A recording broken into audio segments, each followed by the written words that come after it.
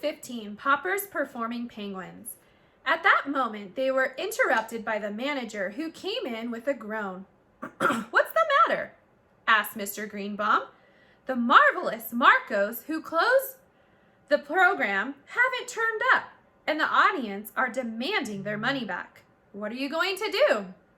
asked Mr. Greenbaum.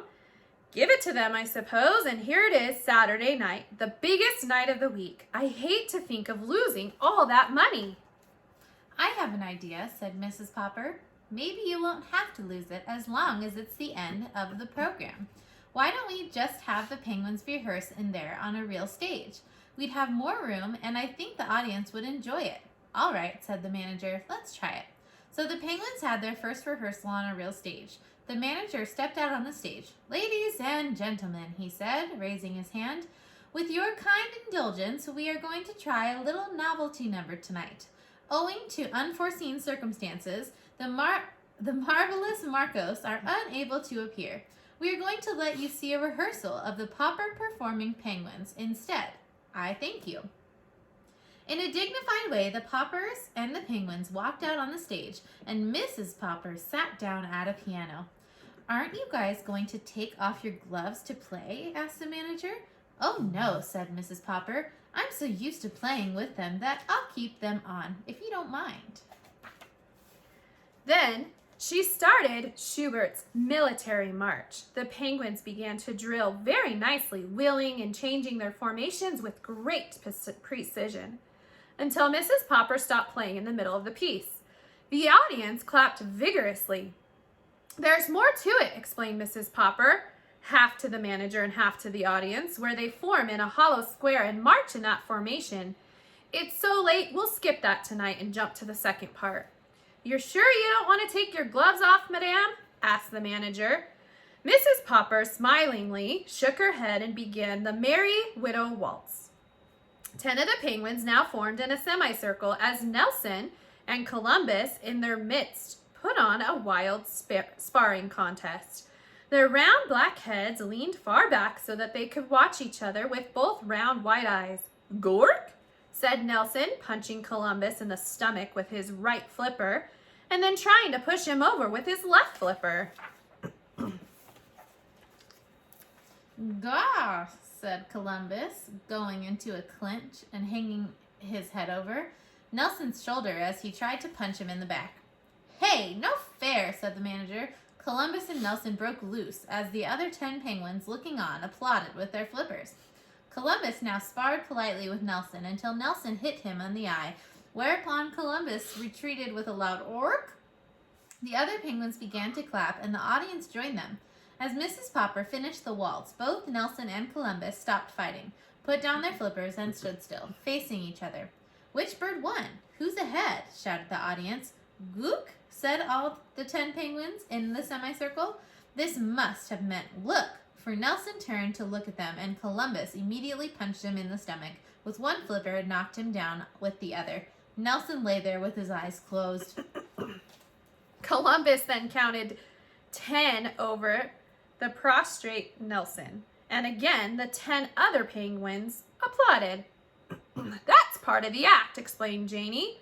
"The other penguins all like Columbus to win, and so they all say 'gook' at the end. That always makes Nelson look away, so Columbus can sock him good." Nelson now rose to his feet, and all the penguins formed in a row and bowed to the manager. "Thank you," said the manager, bowing back. "Now comes part 3, said Mr. Popper. "Oh, Papa," said Mrs. Popper, "you forgot to bring the 2 painting stepladders on the board." "That's all right," said the manager. "I'll get the stagehands to bring some." In no time at all, a pair of ladders and a board were brought in, and Mr. Popper and the children showed them how the ladders had to be set up with the board resting on top. Then Mrs. Popper began playing the pretty descriptive piece, "By the Brook." At this point in the act, the penguins always forgot their discipline and got dreadfully excited.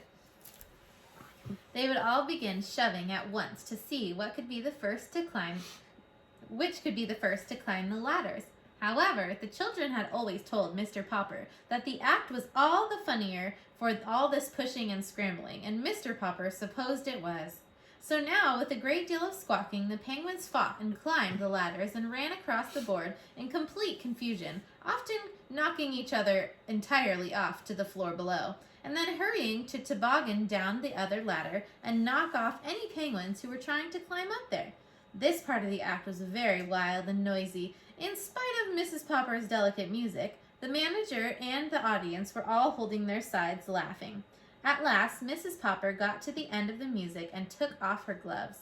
"You have to get those ladders off the stage, or I'll never get these birds under control," said Mr. Popper. "The curtain is supposed to fall at this point." So the manager gave the signal for the curtain to go down, and the audience stood up and cheered. When the ladders had been taken away, the manager had 12 ice cream cones brought in for the penguins. Then Janie and Bill began to cry, so the manager ordered several more, and everybody had one. Mr. Greenbaum was the first to congratulate the Poppers.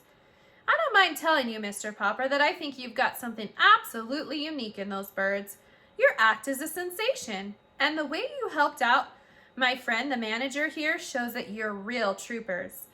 The kind we need in the show business. I'd like to predict that your penguins will soon be packing the biggest theaters from Oregon to Maine." "And now to come to terms, Mr. Popper," he continued. "How about a 10-week contract at $5,000 a week? Is that all right, Mama?" asked Mr. Popper.